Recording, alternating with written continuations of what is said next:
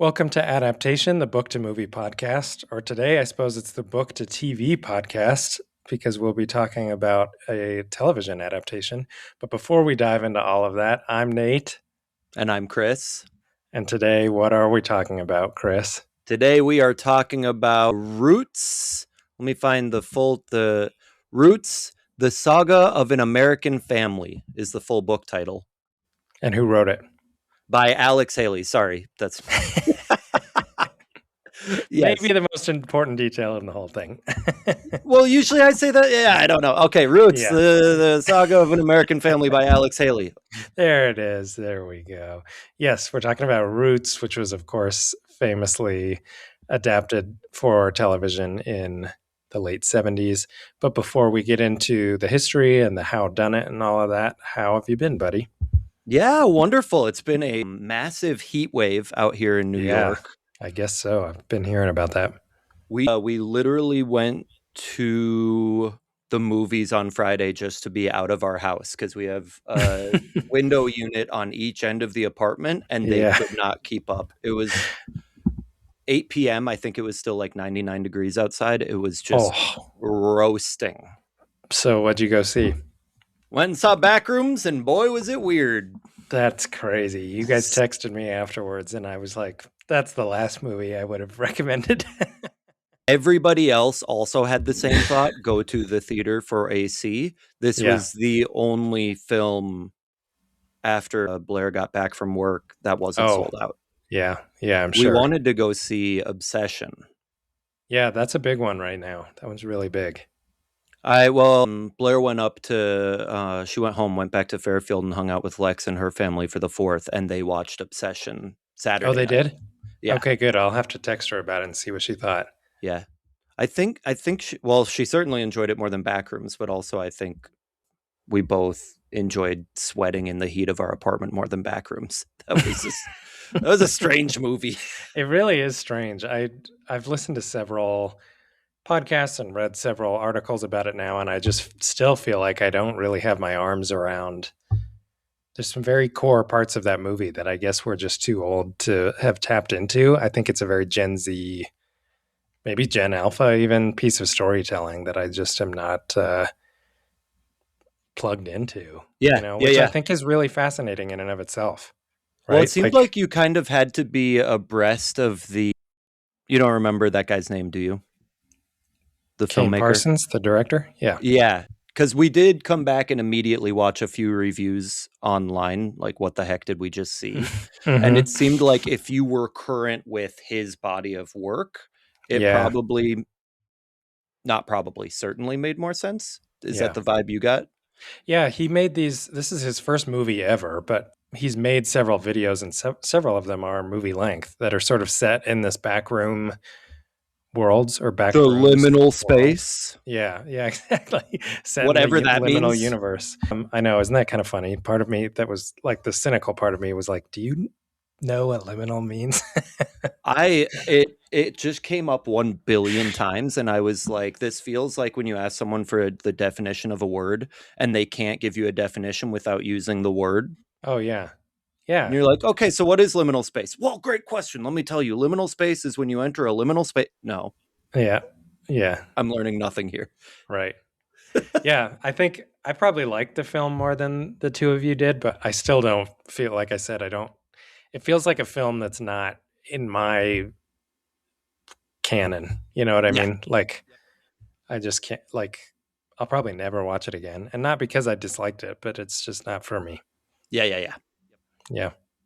What have you been reading lately? This was crazy timing. It was not deliberate at all. But for book club, I just finished James recently by Percival Everett. Have you heard of that? The name Percival Everett sounds familiar to me. Why is that? I want to say maybe a year ago, maybe a little bit more. It was pretty big. He was in the running for the Pulitzer. For it, I believe. It's a take on the adventures of Huckleberry Finn, but from the perspective of Jim the slave. Oh, okay. That's kind of fun. I mean, I'm sure it was an enlightening way to reread that story. Yes, from every perspective, a crazy, very different look at that. For my personal reading to go from Push to James to Roots, I feel like it's all I've been thinking about for the last 3 weeks. No kidding. But very, very cool book. Very, very cool book, and much more digestible than Roots. But what have you been? You've been getting to the theater? Yeah, a little bit. I was sort of bummed to not go over 4th of July weekend. That's Oh usually a yeah. pretty big movie going weekend, but I was really not interested in Supergirl or the Minions movie. Mm. Any of that stuff was kind of not for me. So I'm catching up on sharing some titles here. I watched. You guys would like this a lot. The Earth, Wind, and Fire documentary on Ooh, HBO Max. It was pretty cool. They're a band that I've always really liked and always known. Like 8 or 10 of their songs, sort of. of But I course. didn't really know anything about the band itself. Uh huh. I don't know if your experience is the same, but it was just really interesting, I think, to learn about them and sort of what this aesthetic that they're known for, this bright, colorful, vibrant Uh aesthetic, huh. what that means, why the band is so huge. Kind of interesting. So if you guys have a second, I would check that out. Yeah, very cool. I think we've talked at least amply enough about Disclosure Day. I thought it was like good, not great, Mm-hmm. but I always love a Spielberg movie. Mm-hmm. I saw The Death of Robin Hood. Have you seen ads for this? I've not even heard about it. Yeah, that doesn't surprise me. Sort of flips the script on the Robin Hood narrative. Hugh Jackman plays a late stage Robin Hood. Uh, not not great. Not for everybody. Huh. I don't recommend it to you. Probably. Okay. I was sort of disappointed. What else do I have here? Oh, and then this will make you laugh just because it's pretty out of character for me. I went and saw with some friends the final Jackass movie, Jackass Best and Last. I mean, I can only name like 3 movies that are out right now, all because of you, Yeah. but that would have been dead last on my list Yeah. of what you would go see. Some friends went to go see it that I guess had grown up watching Uh huh. at least the movies, maybe the show too, and invited me along. And I was like, sure, what the hell? I like movies. So I went and yeah, it kind of rocked my world. Not totally sure in a good or bad way, Uh huh. Uh but huh. they're fun movies. I mean, you really have to turn off the part of your brain that processes ethics and morals and some of those Indulges in things. critical thinking. Yeah, exactly. But it's fun to watch somebody get slungshot across a field in a porta potty every once in a while. Uh Kind huh. of reminds you to be a kid every once in a while. That is a heartwarming take on the work of those fine gentlemen. Well, and you know what? After we went to dinner afterwards and I was talking to them, I was like, you know what, as a concept, it's not a bad documentary series, not because I'm into the stunts or the gross or whatever it is that Mm-hmm. they do, but because you're watching the largely same group of people, Knoxville and Steve-O and their friends kind of reacting to the world around them and the way that the world changes. And particularly, there's so much talk about like woke culture and what's politically correct and what's not. And this doesn't concern itself with that Certainly. whatsoever. So it's just interesting to sort of see culturally how they evolve and don't evolve over really decades because this Yeah. started as an MTV television Oh series. my So gosh. So long ago. yeah. So I actually think as a project, it's at least interesting. Again, maybe it's not really for me, but I don't think it's without like creative merit. Yeah, yeah, yeah. I Yeah. genuinely want to watch it, and I was not allowed to watch those growing up, so it's not like it's just part of my like adolescent core memories or something. I Right. just agree with the first point you made. Sometimes you need to step back and laugh at the world if that's Hmm. the alternative to crying. Yeah. Yeah. No kidding. These days, especially. Yeah. Check them Yeah, out. yeah, See yeah. if they're streaming. Yeah. Well, it's so funny that you said like no interest in the Minions movie. 10 out of 10 want to see that. I You know what? love them. I actually kind of do too. And this movie is about the Minions through, I guess they're immortal, through Hollywood history. I know this is so stupid. I guess they're immortal. I don't know. Through the history of Hollywood. And it's actually like a love letter to movie history. So this is one I do intend to watch when it hits Peacock or whatever. Okay. And I will share that when I do. Okay. But we have something a little bigger than Minions to talk about, but only really a little. Insane pivot. Look, I'm running out of segues here. No. To be fair, there was no good way to make that transition. So why don't you take it away and tell us a little bit about Roots? Yes, I would love to. Okay. First of all, I feel like we always discuss this. 50 years old. I presume we're not worried about spoilers. Yeah, no. Wonderful. Great. Okay. Yes, Roots. The Saga of an American Family, published in 1976 by Alex Haley. I actually found a very cool audiobook introduction. He died in the late 90s, so it must have been the 30-year anniversary, probably, or 20-year then. Yeah, massive. It almost, I think maybe because I was always thinking about movies, it didn't cross my mind, but it almost shocked me when we went to approach this title. I was like, wow, how have we not considered that yet? Right. Yeah. And that being said, I haven't seen the TV series yet, but I imagine after your discussion today, I probably will. Yeah, I'm interested to hear what your takeaways are. Yeah. Well, this one's very unique. There is, in a sense, obviously an insane amount to talk about, but also in a sense, in terms of book review or our standard format, what I typically share about plot, not a lot to talk about. And I'll explain that in a second. Okay. So here's the super, super, super fast version. We spend the majority at the beginning, a large percentage of the book, given the other characters, focused on Kunta Kinte.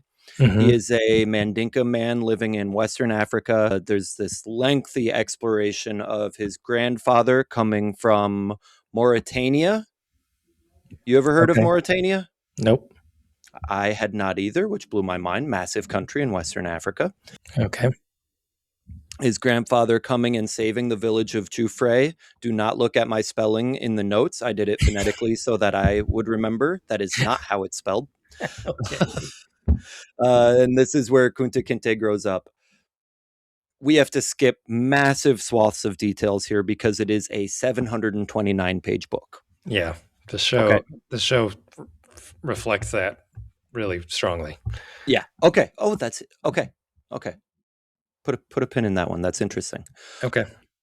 So we follow 7 generations from this first character we're introduced to. I mean, again, first focal character. Again, we are introduced all the way back to his grandfather, but this is where we start, right? Kunta Kinte. With Kunta? Okay. Yes.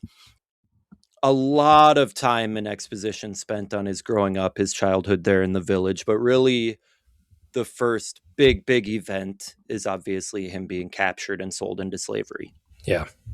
And then we continue to follow through the multiple plantations, from him first landing in Annapolis, going to the first plantation where he is enslaved, getting married, having children being sold to other plantations, the Revolutionary War, the Civil War, emancipation, all the way through where we end in the 20th century.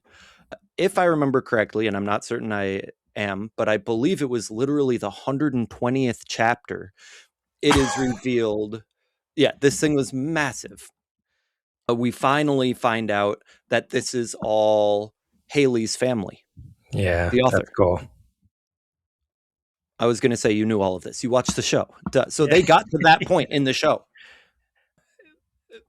Like, Alex Haley was not a character. There's this like 10 or 15 minute intro to the first episode where they sort of explain what Roots is. Okay. Interesting. And they highlight, I mean, Alex Haley's a big deal in the world beyond just literature too. So yeah. They make it clear, that this is his family's history. Okay, very interesting. I actually really appreciate the order that it's given in the book, where you are just starting with this is I don't want it to feel derivative in any way, but it feels like you're starting with a story about a man being forced into slavery, not Right. necessarily, Yeah. not Yes, a it does. Yeah. okay. Okay, I'm glad. Yes. So then to finally come to still part of the narrative, essentially, also here, let's break the fourth wall. First person, I am the author, Alex Haley, and this was the story of my family. Very, very Mm, cool. that's cool. Fun because I did not know any of that going into it. I've always known Oh. forever this was a book I had to get to. Yeah, but I did not know that before I read it. Oh, so you figured it was like historical fiction kind of rather than Yes, r- nonfiction, I guess. exactly. Exactly. And we'll have to get to that a little bit later. I'm not going to make any strong opinions, but we do have to touch on that. Okay. But first, who is Haley? Born Alexander Murray Palmer Haley. Whoa. Great. Yeah, cool name. Tons, massive importance is placed on names throughout the entire story. I don't know if that comes through in the show. Probably not as much as it does in the book, but there are always names that sort of strike you. Yeah. Okay. Yeah. Well, and it's not, I mean, each of the individual names is important, but the big, essentially the opening scene is he's being Oh born, yeah. and the traditional Inju fray is that the father spends 7 days in isolated contemplation Hmm. to make sure they're coming up with the correct name for their child. Yeah. Yeah, Okay. that's in the show too. Okay. And then the family tradition, this tie that we see coming back over and over each generation through the many children who are born, is the tradition of the father. They choose this name and then go and whisper it into this infant's ear 3 times before anyone else is told, and then Oh, relay this family tradition. Yeah, it's very cool. that's actually really cool. Yeah. Yeah. So Alexander Murray Palmer Haley, born in Ithaca, New York in 1921. Unfortunately, much akin to the story in the book itself, this dude's life is absolutely extraordinary. And I'm going to include what I think were probably the most pertinent highlights to the title we're discussing. But just like the book, we have to skip tons and tons of information. Okay. I assume he will come up in later episodes. You got to imagine so. Yeah. Yeah. And these are still, still certainly some big points that we'll touch on, I hope. Right. Sure. Essentially attended a couple of universities. Again, for the early 20th century, this is pretty extraordinary. His father was a professor at Alabama A&M that I believe he mentions in the book, because obviously that's the penultimate generation, the book Oh ending with yeah. him. Yeah. Attended a couple of historically black colleges, 2 different ones. And then from what I was reading, essentially his father declared he needed more discipline, and at 20 he dropped out of university and joined the US Coast Guard. Did his 20 years required for retirement, and then went on to not start his career as a journalist but continue it in earnest, I suppose. Okay. First for Reader's Digest. Cool. We're going so fast here. Skipping straight past the cool stuff he did there. Yeah. This led him to doing the first ever, I'm sure we've all heard of, the Playboy interviews. What do you mean? Starting in the 60s, like the first started interviewing famous people to publish. Sure. Yeah. Right. And he did the very first one, which is mind-boggling to me. It was with Miles Davis. That's pretty wild. Right. Did interviews. Oh, I should have written it down. There was a second magazine that I guess Hefner also started, and then it folded, but he did interviews for them as well. But oh my gosh, this list. I intended not to touch on them because we just have so much to get to, but let me see if I still have the list of who he interviewed for Playboy up. It's extraordinary. Famously, I believe I read too that they even included this in the show. He interviewed the leader of the American Nazi Party. That's news to me. That wasn't in the show? No. The leader of the American Nazi Party? George Lincoln Rockwell. Maybe it's possible that there were some like television specials created around this because it was such a huge sensation. Yes, it was the second one. Sorry, it was the sequel, The Roots, The Oh, Next Generations. yeah, I have not got to any of that. Okay. No, no, no. Well, I mean, that wasn't part of the book. Yeah, he interviewed, yeah. So George Lincoln Rockwell, leader of the American Nazi Party, interviewed him, and Rockwell famously left a gun on the table the Oh, entire interview. yikes. Jeez. But started with Miles Davis, interviewed Martin Luther King Jr. I mean, it absolutely incredible, right? This career in journalism, extraordinary. The interview actually also ultimately led to him doing this massive series of at least 50 in-person interviews with Malcolm X, leading to him ghostwriting what we now know as the autobiography of Malcolm X, Mm-hmm. which makes it a hilarious title. And also, I had no idea because that's a book I read in college and loved, and did not know that makes Roots the second Alex Haley book that I've read. Yeah. And a book that we've considered covering on this show. Oh my gosh. We'll get to it. Yeah, boy, that'd be a doozy to reread, but it would be enjoyable. Okay, okay. Well, so I do think it's hilarious that makes it the title autobiography of Malcolm X a little Right. bit hilarious, It is but silly. absolutely crazy. So he was doing all of this journalism, all of these interviews before he went on in '76 to write and publish Roots, the culmination of, I believe it was something like 12 years of research he did, going back and forth, going all the way to the village of Jufre Oh, in cool. West Africa. And then in '76, there are asterisks next to all of these statements, but I'm going to state it as the information was presented by Haley, and then we'll talk about criticisms. Okay. Okay. So '76, 200 years after what he believes was to the day, so 1776, that his would have been, so 7 generations, great, great, great, great grandfather, Kunta Kinte, landed in Annapolis. And he's been interviewed saying that was the most emotional day of his life. Standing there, he went to the docks where the slave auctions would have been held, Mm. and stood there thinking, okay, this is where my ancestor came over. Yeah. Absolutely extraordinary. Yeah. Powerful. There has been, I'm not even sure how to present this information because I don't know how much can or cannot be proven. Essentially, there's been a lot of criticism and doubt of the historical accuracy of his writing since. Oh my God. That really surprises me. Yeah, so there are a couple of key factors. One being obviously an area. So Jufre is not actually in, is Kunta Kinte's grandfather in the book comes down from Mauritania and then is captured and sold into slavery in Jufre in the Gambia, way, way western tip of Africa. Okay.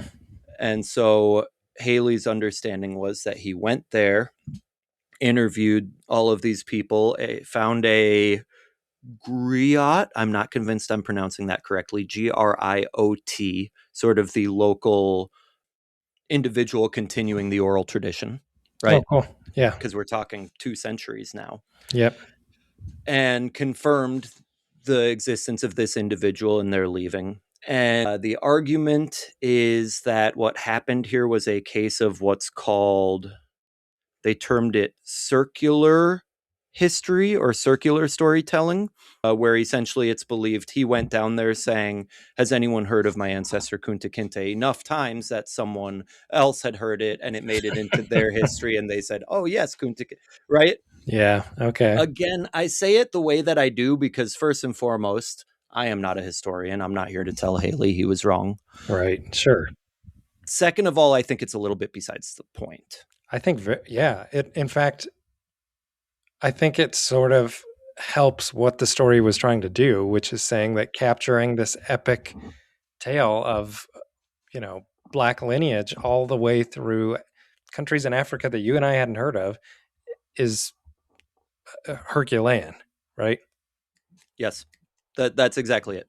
Yep, I agree. That's why as I read these idea and people have gone back and claimed like, because he gives very specific names of the landowners, plantation owners, counties in South Carolina and Tennessee and Virginia where these family members were supposed to be and who they were marrying and who their kids were, and people are arguing these locations and individuals could not possibly line up with the dates being given for the Civil War or the specific battles or anything. And it's like, fuck off. Yeah, what do you care? Who cares? Exactly.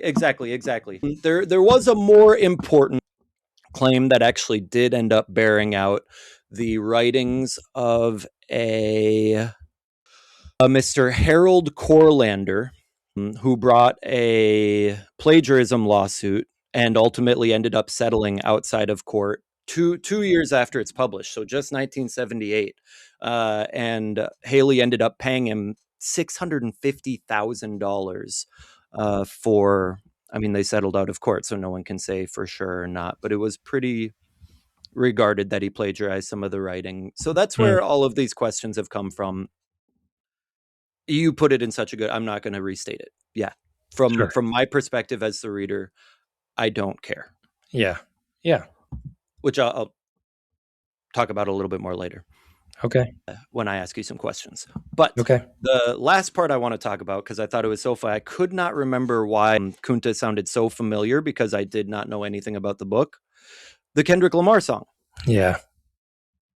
Okay, so maybe this will only be funny to me, but I'm going back to look it up because I remembered very specifically one line from it.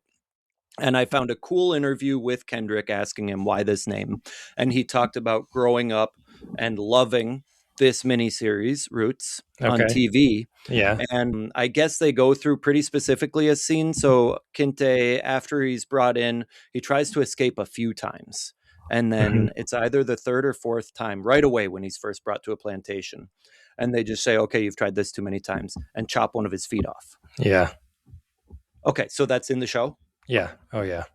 Yeah, so Kendrick talks about, I just remember this show and this, they go all the way to chop the man's foot off, and he still continues and strives and thrives.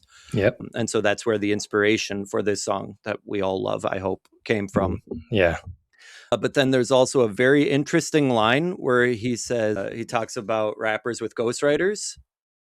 And then it's just because it's stuck in my head so vividly. He says, I could dig rapping, but a rapper with a ghostwriter, what the fuck happened? So funny. The connection on Rap Genius, I don't know if you've used that website. Shout out Jay for showing me that 15 years ago. Awesome website. They're talking about how Kendrick probably did not intend it this way. He's talking about literal rappers in America, contemporary times. Sure. But this show that he's referencing was arguably plagiarized from Corlander by Haley, at least parts. No one's argued in full, but at least parts. But then also, Haley was a ghostwriter for Malcolm freaking X. Right. I just thought that was so funny and a cool way to bring it full circle. Not particularly part of the book, but so fun to research and learn a little bit more about. That is cool, especially because Kendrick is, I mean, he's like the only rapper or something to have won a Pulitzer, right? Yes, for correct. His music. For so To kind Pimp of a Butterfly. interesting. Yes. Yeah, the ways that I mean, it clearly had an impact on him, maybe even in ways that he didn't block. You know what I mean? If it turned him into that good of a writer that he's winning Pulitzers. Uh-huh. You don't call it. Do you really say Pulitzer? That's the first time I've ever said it that way. I think if you roll back the tape, I said Pulitzer 1 second ago. Yes, you did. In fact, yeah. I was which of course Haley himself also received, not a regular Pulitzer. It had a special name. That's literally what it's called, a special Pulitzer Prize. Oh, okay. In 1977. Yeah.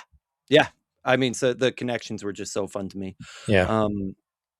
Truly, absolutely sprinting here. I mean, it's a mammoth book. It is a mammoth undertaking to read. Certainly not what it was to write, but I tried to hit the important parts. Yeah. Like I said, I'm sure we will revisit him. The Malcolm X movie stars Denzel, and it's known as like one of the best biopics ever made. So I'm sure we'll get to it at some point. And I have to have read 400 books since I read the autobiography of Malcolm X, and it still stands out vividly in my mind. That is also an extraordinary piece of writing. Really interesting. Good. Okay, cool. Is that the book? Yes. Tried to keep it tight. Okay, you did a great job. Let's take a quick break, and we will be right back. Welcome back to Adaptation, the Book to Movie podcast. Today we are discussing Alex Haley's Roots, which Chris just gave us a great rundown of. and I'm going to dive into the 1977 miniseries that was adapted from that text. Before I do that, Chris, did you ever have to watch any of this in school? No, not a sniff. Can I tell you hilariously, the only reference I've actually ever had to it that stuck out enough for me to remember Yeah. is, do you remember the episode of That 70s Show? No. This show was like brand new and first coming out, and Red and Kitty want to watch it, and he just bought a brand new VCR that can record TV shows onto VHSs. Yeah. So he makes her sit and not watch it so that it'll record, and then they'll watch it, and then he No, watch forgets it. to put the VHS in there. That And sounds that's about all I right. ever knew about it. That's hilarious. I remember learning about this in school when we talked about slavery, which is sort of interesting because I think you could also talk about it in the history of like the 1970s because of how big a deal this show was. And we watched a few clips from it, which I didn't realize were clips from this show until rewatching it for this discussion. And I was like, why have I seen this before? And Yeah, then was yeah. flashing back to like, I think seventh or eighth grade, and was like, oh, yeah, we watched this in Miss Green's classroom. So Really? kind of interesting. Yeah. Wait, which scenes or which parts? Specifically, what I remember is the auctioning scene once Kunta Kinte is brought over here and he's auctioned off. And then a scene that stuck out to me, and also actually my parents remembered watching this scene on television as well, when he's whipped for using his name. They try to rename him Toby, I Uh-huh. think, right, is the Uh-huh. name he's given. Yep. And he just insists on being called Kunta. And so he gets punished very severely for it. And Yep. that's a scene that I imagine a lot of people will remember because it's visceral and obviously terrible and um, really stands out. But anyway, this was a tough title to sort of pull my notes and thoughts together for because we are normally a movie podcast and this is our first TV show that we're covering. And the chains of command of television are a little bit different. Who's important in producing a television show is a little bit different than it all is in movies. So you'll have to bear with me here as I probably stumble through some of these explanations, because on top of those differences, it's also changed a lot since the 1970s when this aired. For example, the showrunner of this show was a man named David L. Wolper, Wolper. He was just an executive producer of the show. These days, an executive producer of a television show is not terribly involved. The showrunner instead is usually the head of the writing staff, the person Oh, that comes up with the idea, and they're sort of in charge of things. okay. There's still a director for a TV show. Sometimes it's a showrunner, sometimes not. But they're sort of beholden to what the showrunner wants, which Uh-huh. was, again, different in 1977. So I'm hesitant to even say that this is like David L. Wolper's baby because I just don't know that that's really how it was seen back then. But nowadays, showrunners are people like Tina Fey is a showrunner, Ryan Murphy, Shonda Rhimes, Taylor Sheridan, some of these people that does all the, you guys kind of like some of the Yellowstone and its spinoffs, right? Those all have the same showrunner. That's Taylor Sheridan. I would have, if you had said all of those names to me, I would have said, oh, yeah, they're the executive producers, right? They probably also are. Oh, it's okay, okay. Yep, But yep, again, that's sort of weird because they're like super producers. right. I Not mean, ev- Shonda not Rhimes is like not right. Not many comparable to the people rest of TV at this elevate to point. that. Yeah, Yeah, exactly. Yeah. yeah. So a little bit complicated, which is kind of just to say that I give a lot of credit to the success of this to like Alex Haley, really, Mm-hmm. just because it was kind of his story that was adapted, right? Right. This was really known as the first super mainstream depiction of the horrors of slavery in America. Mm-hmm. Before this, slavery was kind of glossed over or even kind of depicted as like not that bad for slaves. You know, if you think about movies like Gone with the Mm-hmm. Wind, The slaves in that movie are, when they are acknowledged, they are not, you know, beaten and raped and whipped and stripped of Yep. their names and identities and families and all of the things that make them, you know, human souls. So this was a really big deal because people that, you know, really white people were getting a glimpse at how just fucking awful slaves were treated and how bad slavery really, really was for the first time ever in 1977. That's pretty Wow. wild to consider that, like, our parents lived through a generation that kind of learned what slavery was, you know? Yeah. Yeah. Yeah. Yeah. That's That's wild. crazy. Aired over 8 consecutive nights in January of 1977. That's not very common for a miniseries to air back to back like that. Usually, you know, if you think about some of the bigger ones that are on HBO, they air once a week, right? And it's usually like Sunday nights, appointment television. This aired on ABC and it was done back to back because ABC got really nervous after seeing how brutal it was. They sort of thought, we've got to just, like, we've invested millions in this, so it needs to hit the airwaves, but they kind of wanted to, I don't know, sweep it under the rug is the right way to put it, but they didn't want it to be an 8-week conversation about how Uh-huh. brutal this was. And instead, it Wow. turned into like a 50-year conversation about how important Yeah. Yeah. Yeah. this show is. Massive show in every sense of the words. 8 episodes, like I said, about 10 hours of content. 4 of the episodes are an hour and a half, an hour 45 minutes, and would occupy a 2-hour block of television.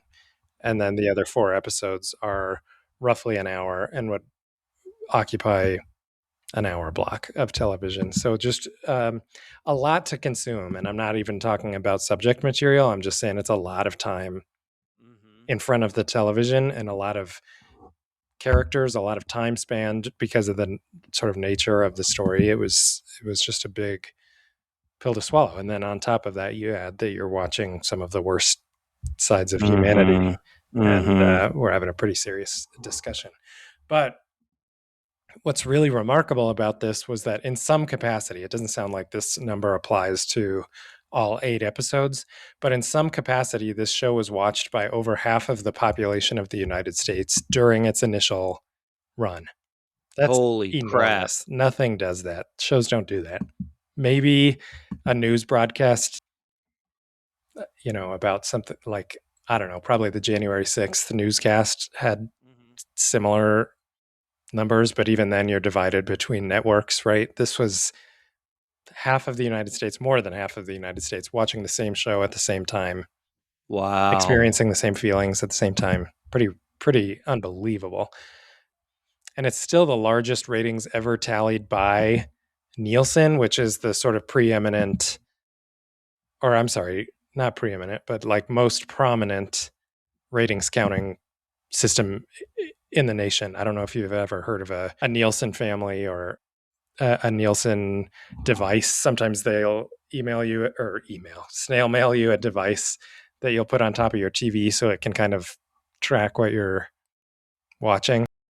I've always wondered how that worked. Yeah, that's pretty much how they, it's evolved a lot since then. I actually just got a call from them the other day because I've filled out surveys for them in the past, and they wanted me to wear a device all day every day that would record what I was listening to so that it could, like, if I was at work and I walked past a TV that was playing Cheers, it would pick that up. And I, of course, was like, yeah, you're not Yeah, getting that's me to that's crazy. wear a That's a listening little out device there. all day long.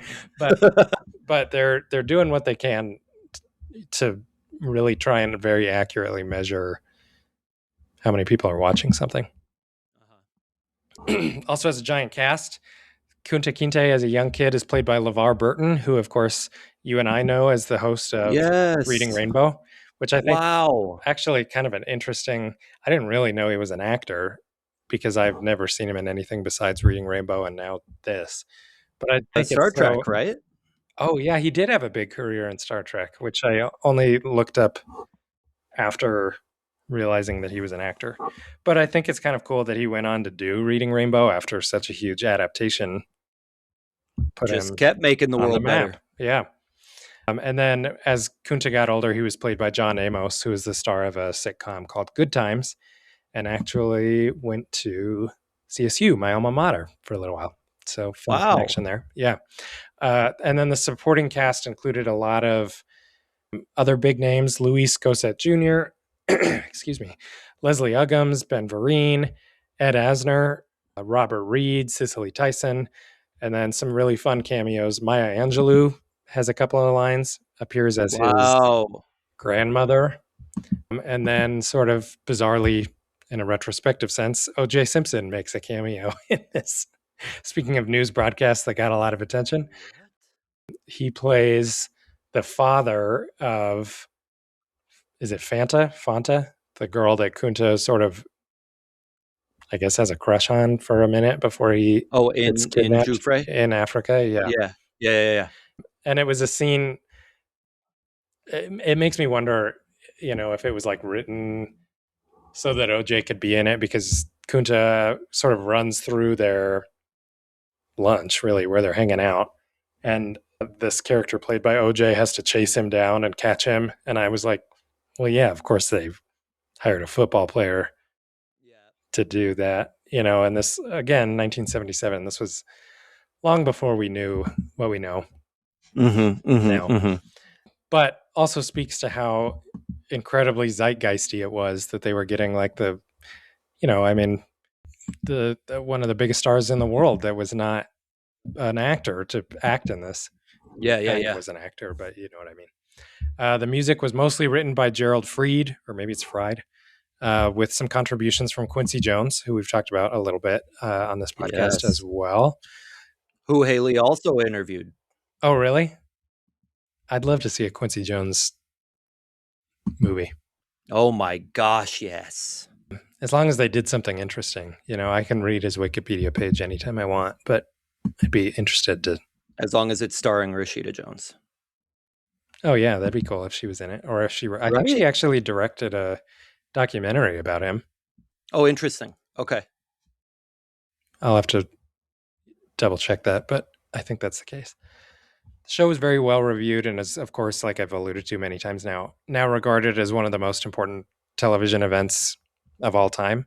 Mhm. It's been re-edited a few times to condense it from those 8 lengthy episodes into 4 still very lengthy but somewhat less lengthy Wow. episodes, and been re-aired a handful of times as I'm sorry, 6 episodes, not 4 episodes.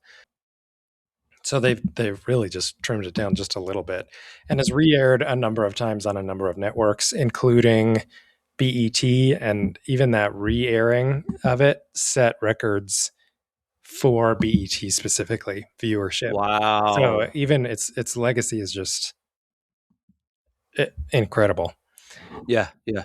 At the time, in the 70s, it was nominated for 37 Emmys, which is the most nominations for a miniseries ever, and ended up winning 9 of those, including, of course, Outstanding Limited Series, and got a few prizes for some of the actors, the writing, the directing, editing, music, and sound editing. Wow. Yeah, I mean, just Titanic. Mhm, mhm.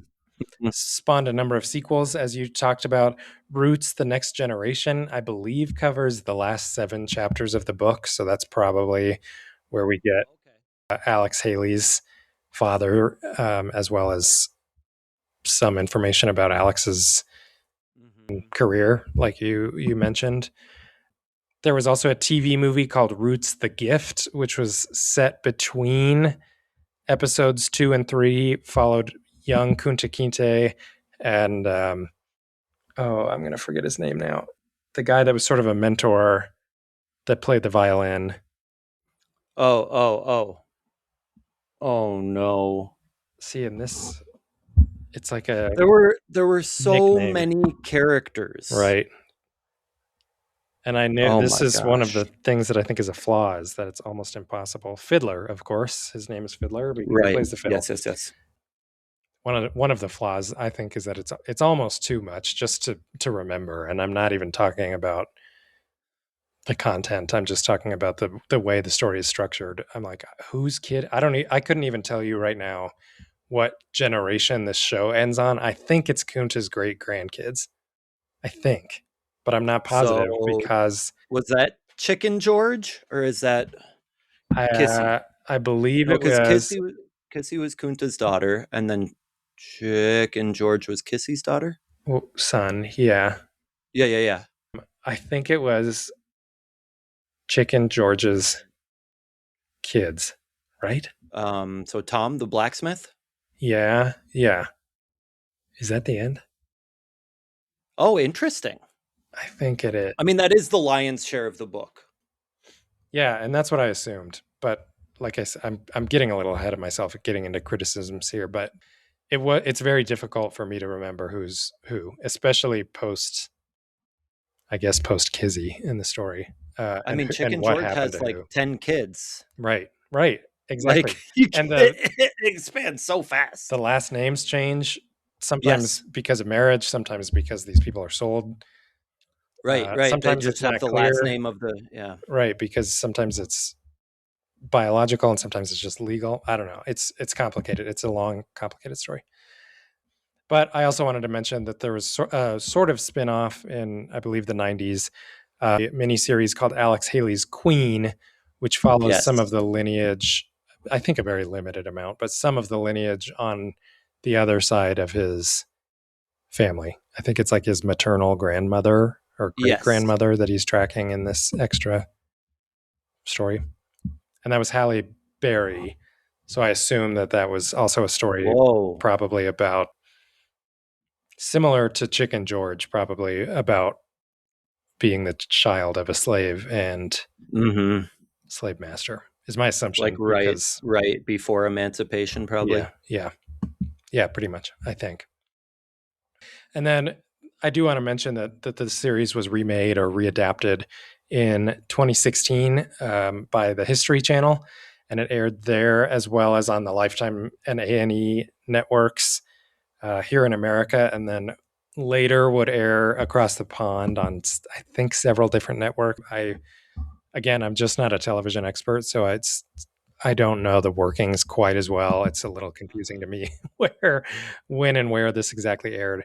This remake was 4 episodes, an hour and a half each. And also, just to keep in line with what the original did, it aired on 4 consecutive nights. Still very respectable in viewership from my understanding, but it was really difficult to track how many people actually watched it because it was split between so many different networks. So I don't have a number like half the population of America, but my understanding is that it was still considered a success, especially because it ended up with 7 Emmy nominations, including Wow. Outstanding Limited Series. So, yeah, just really big. It's just kind of crazy the way that it's lasted all this time. I told my Yep. parents that we were doing this one, and we talked all night about what they remembered and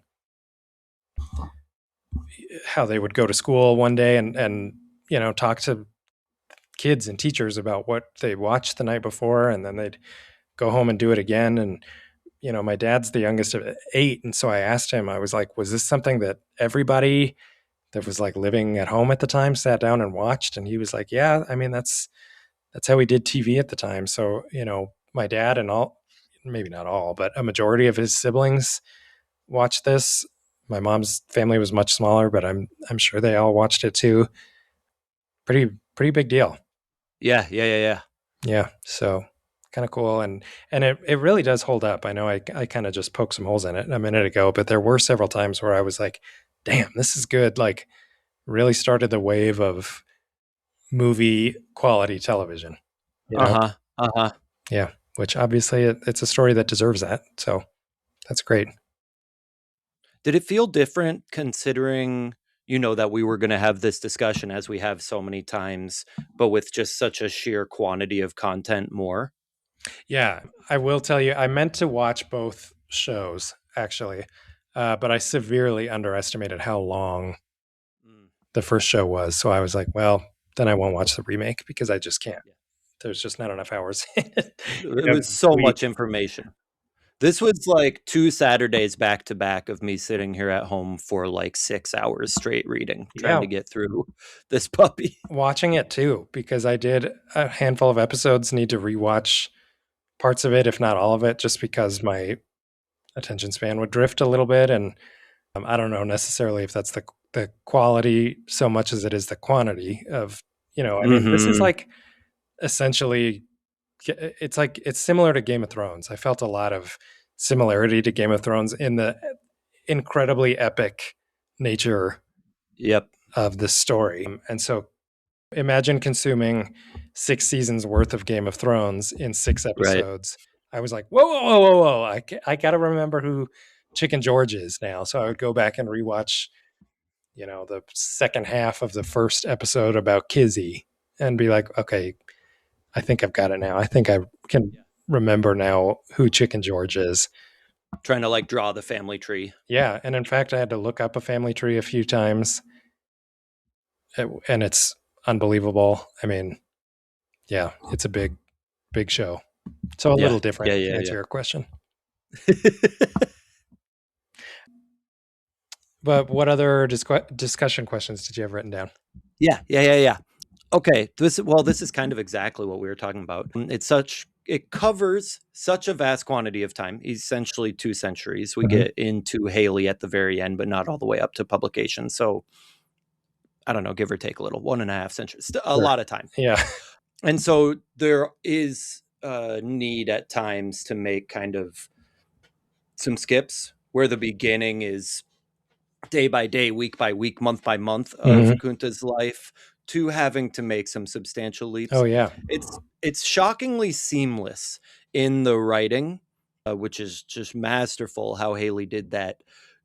I imagine they have to have some of these same aspects in the show. Does it feel like that? Were there any parts that felt kind of bifurcated just due Mm. to simply having to cover such a timeline? Yeah. That's funny. That's basically a question that I wrote down for you. It's it works very well with television because basically every patriarch or matriarch of the family that's living or living as far as we know, it's like a 2 episode arc in the show. So Okay. it works well that way. Whether it's seamless, I mean, I guess technically it is because you wrap up a story with Kunta as far as we know, and then we switch to Kizzy's Right. story, and through Kizzy's story, we're able to find out that there wasn't much more to tell of Kunta's story. For those that are a little bit lost, Kunta Kinte's daughter was named Kizzy. She was sold away to another plantation, I think, when Kunta was probably like in his 40s or 50s. I think he says he's in his 50s. Yeah, because Belle was older than him. They had stopped having kids, and then they were like wondering if she was going to get together with Noah. Yeah, And then they find out that she helped him try to escape. She drew a map for him, so they yeah, sold her. right. And then we follow her instead. Yeah, Yeah. And yeah, like Chris said, we switch protagonists at that point. And yeah. we find out later, actually, it might be when Kizzy's an old woman that she goes and finds her dad's grave and finds out that he didn't live too much longer. And, I mean, the life of a slave is hardly a life. So it's not like he had anything going on that she necessarily missed out on, right? Besides time.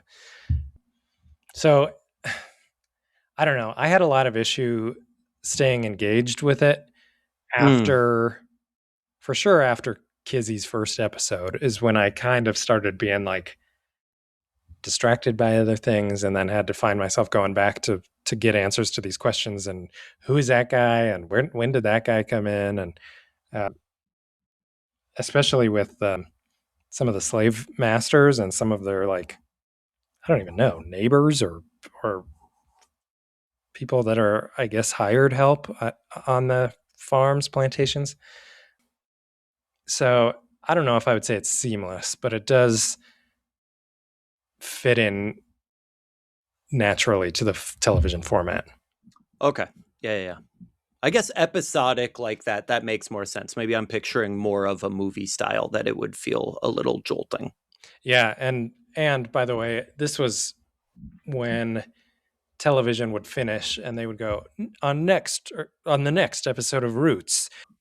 Kizzy and her son Chicken George get into a fight over whatever, whatever. And Yeah, yeah, little previews. yeah, so it, what that does, I think, is sort of pull you out of the story enough to maybe make some of those transitions seem a little bit less jarring. Like I knew that we were going to start following Kizzy, for example, Mm-hmm.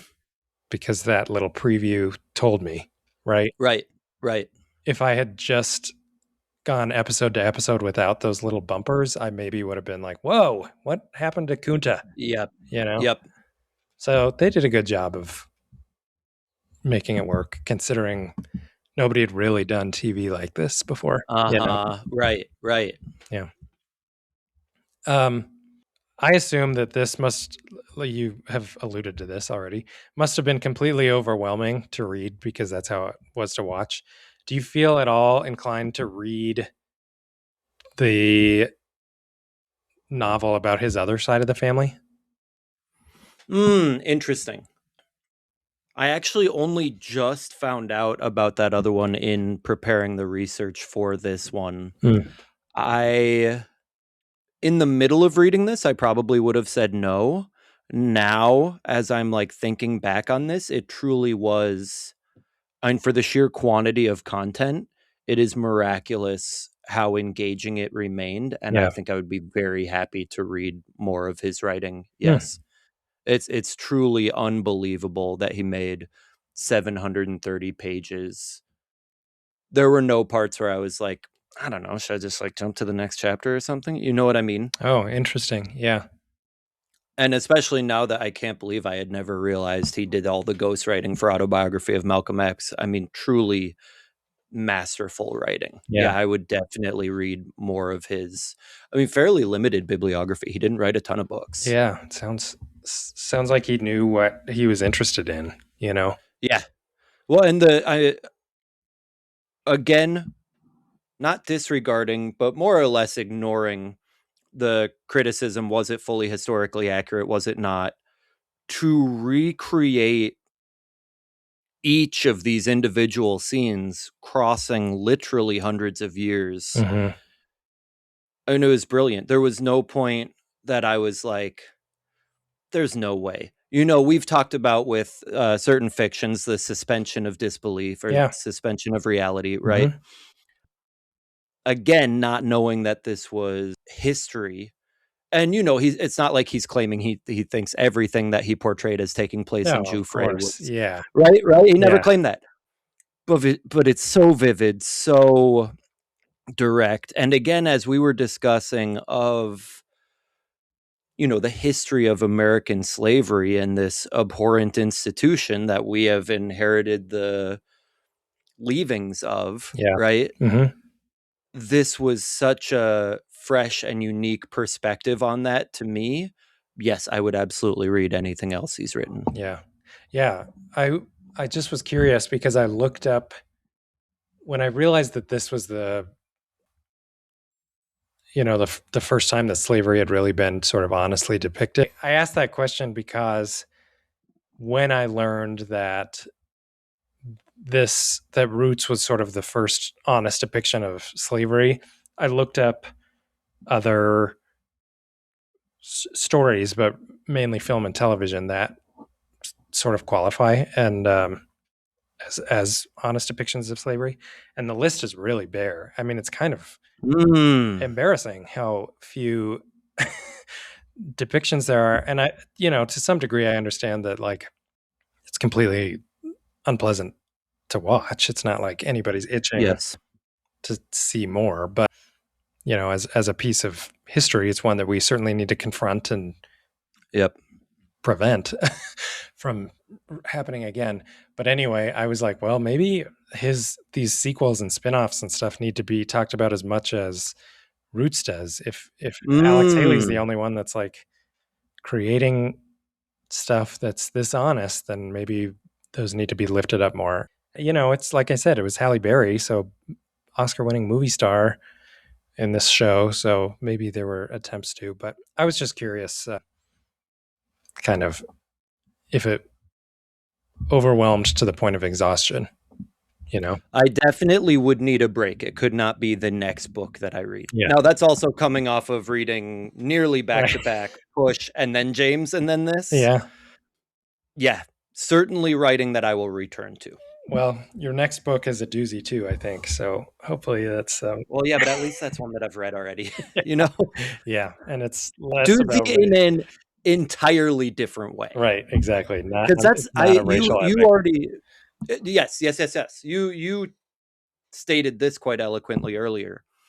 The fact that this is the sheer quantity that it is and consistently engaging and challenging. You know, Mhm. Anna Karenina was longer, but you are Oh, not chapter by chapter being faced with the the lived experience of these individuals, right. right? There are still pages where people were just kicking it and going to a restaurant. Yeah. And that is not really the case here.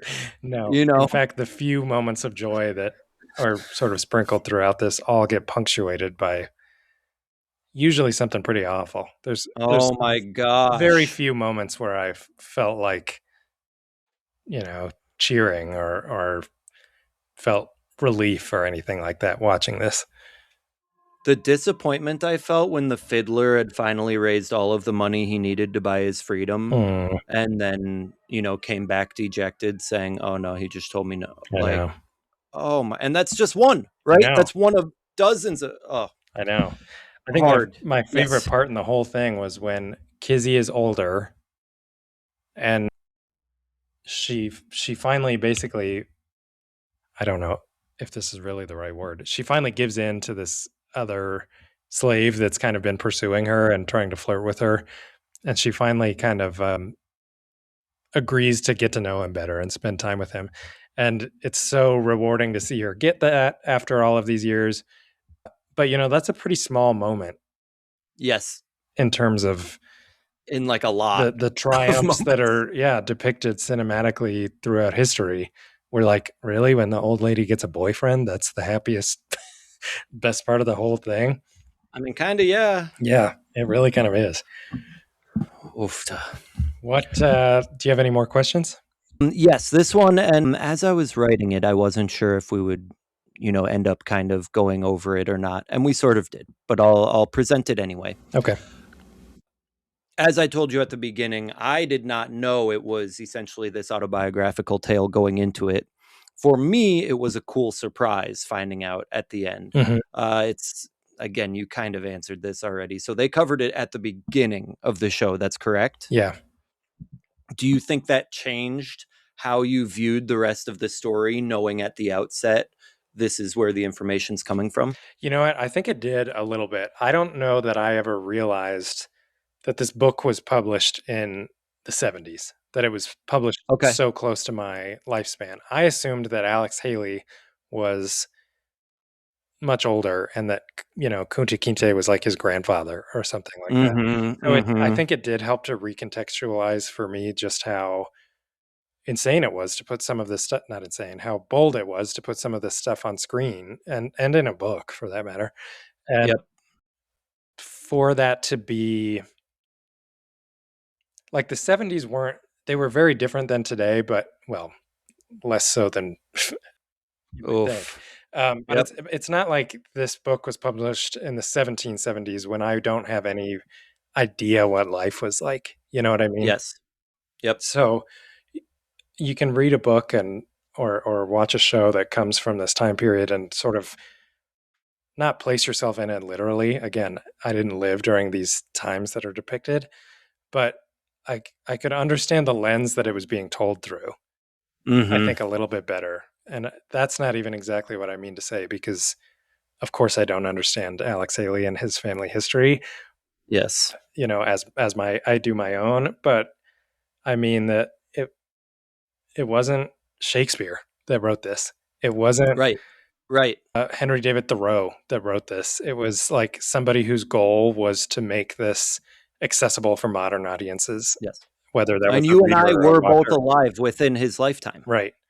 So yes, I think maybe not as it probably didn't like rock the boat as much for you as it did for you, but it did. I was like, oh my god, that guy! Like, look at his clothes. He was alive, at a time Yes. that I could visually recognize. Yep. Yep. Yeah. So interesting for sure. Yeah. Yeah. Yeah. Yeah. What did you rate this on Goodreads? This was a very big 4. Okay. As is often the case, definitely. Well, I shouldn't say definitely. I am very hard pressed to repeat a book of this length just because of the sheer time commitment. Yeah, But I mean, so incredible. I've already said all of the things. But whether it was accurate or not, I don't care. It was absolutely eclipsed by how captivating his writing is. You feel the years of research that he did to cover such a tremendous amount of time in such detail. There are not these big holes, these big gaps. You're not sitting there thinking, wow, this character was a little flat. I mean, truly, truly incredible writing. that's The cool. biggest of 4s. Yeah, yeah, that's cool. I'm What in. about the show? I'm in pretty much the same boat. I gave it a 4, and I said actually maybe a 4.5. Its Wow. biggest flaw is its length, which is also kind of it's like that's the point. That's also kind Mhm. of its biggest strength. So it's a It's really called a interesting. saga. Yeah, and it makes me wonder if maybe adapting it. I mean, obviously that's the way most people have connected to it is by watching the show, but it makes me wonder if maybe it wasn't really built to be outside of the format of literature just because like I said, I Mm, think it's a strength and a weakness mhm. simultaneously, but it does some really cool things. One of the things I didn't mention was that some of the casting was super interesting. One of the slave masters was played by the dad from the Brady Bunch, and another one was played by Ed Asner, who is mostly known as a comedian, like a sitcom Oh, wow. comedian. Yeah, yeah. And I just lost my train of thought. Oh, really interesting because I thought, they're taking these people that we know basically as part of our family and making them like Uh-huh. really the villains in the story. And I thought it was just an interesting way to engage the audience mentally and sort of Yeah. make them consider themselves as somewhat complicit in Uh-huh. what has happened and all of the ways it's unfolded since then. Wow. Yeah, and just really cool of those actors too to do that, to understand that. So anyway, there were a lot of little things like that that really elevated it to that 4 or maybe 4.5 status because or despite anything that I thought was a flaw, which Mhm. at this point are almost not even worth complaining about. Like I could point to some weird performances or stumbles in the writing, but it's kind of like, I don't. We're how many 50 years later, and that's not the point anymore. Yep. Yep. So yeah, who would you recommend this to? Yeah, that was an interesting one for me. I mean, again, books of this length, I would Right. find it tough to, tell anyone definitively. I want to tread lightly because I don't intend to dismiss other writing in particular or other ways that we've been given this information. But as we talked about earlier, this is this is probably the new foremost. I mean, not like anyone's coming to me for this recommendation, but in terms of the story, the understanding of the fact that this country was built on the institution of slavery, Mhm.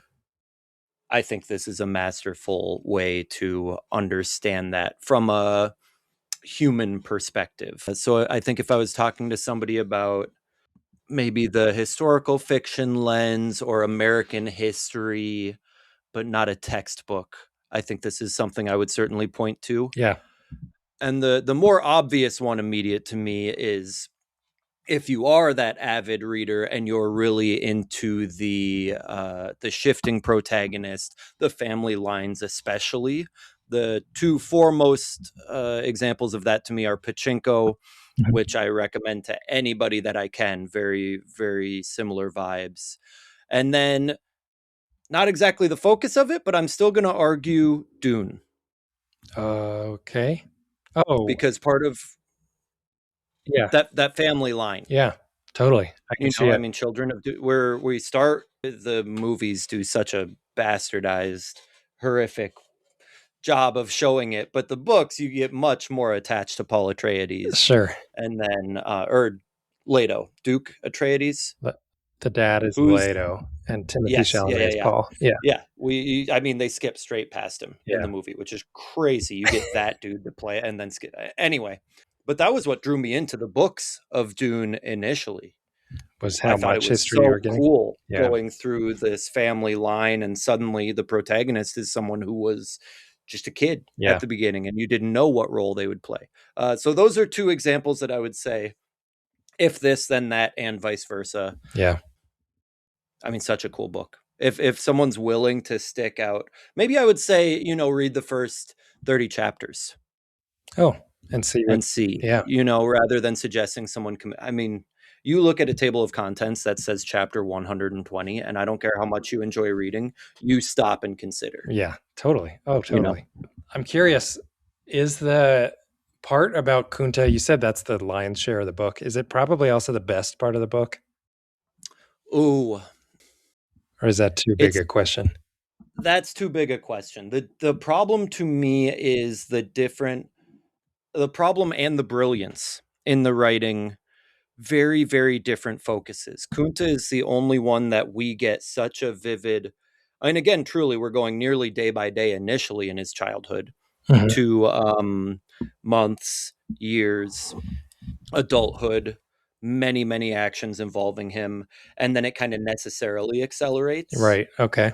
But that's because we're focused on more or less just him. We get a lot about his mom Binta and his dad and his siblings, but then as it moves on, it just, obviously, as family trees do, it grows exponentially, and we simply can't get that great a glimpse at each individual. Yeah.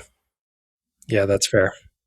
Obviously, we get a lot more about Kissy, but we're still kind of in the middle of the storyline of him meeting Belle and deciding what does it look like to become a man here in this country, where I Yeah. was so stoked and prepared. Oh, duh.